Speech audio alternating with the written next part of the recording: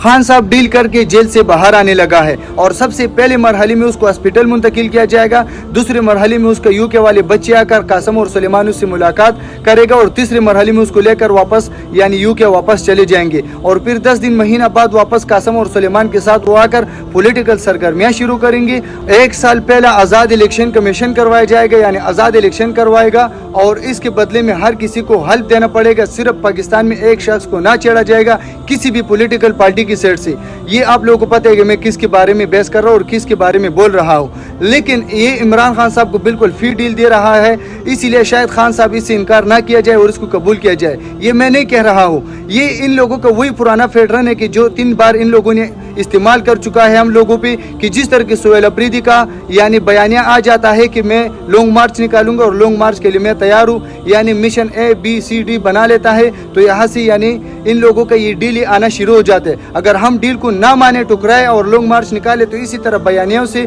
और अपनी यजीदियत से हमारे लॉन्ग मार्च को ख़त्म करते हैं और फिर कहता है आप लोगों ने डील भी नहीं माना और आप लोगों ने लॉन्ग मार्च किया, नाकाम लॉन्ग मार्च किया, यानी इमरान खान साहब फिर से जेल में रहेगा। इस बार तारिक मतीन साहब और मोहम्मद मालिक साहब इन दोनों ने ये डील निकाला है और इस बार ये जो डील निकाला गया है ये ऐसे आदमियों के हाथों से निकाला गया कि पिछला बार जिन लोगों ने ये डील निकाला था उन लोगों को ज्यादा पीठ पड़ा था, वो इस बार मैदान पे आएगा तो उनको और भी पीठ पड़ेगा। इसलिए थोड़ा मुअज़्ज़ज़ और थोड़ा पढ़ा लिखा और खास शख्सियातों के थ्रू यानी ये डील निकाला गया है कि इन लोगों ने ट्वीट भी किया और बैठकर यानी न्यूज़ पे यानी मीडिया पे बातचीत भी किया और व्लॉग भी किया। तो ये डील जो निकाला गया ये सेम वही चीज़ है कि जिस तरह के पिछला बार ये 3 बार ये हर बाम लोगों पे इस्तेमाल कर चुका है। पिछला बार भी ये डीलों का खबरें आना शुरू हो जाता था सिर्फ लॉन्ग मार्च को नाकाम करने के लिए। मेरे पाकिस्तानी उस पर ज़्यादा बहस करने का फ़ायदा नहीं है, लेकिन सोहेल अफरीदी साहब आपसे पूरे पाकिस्तानियों का ये एक ही कहना है कि आपने लॉन्ग मार्च करना है। हमको कोई डील पे भरोसा नहीं है, कोई डील पे इतिमाद नहीं है। अगर इमरान खान साहब डील करता तो वो उस टाइम कर लेता,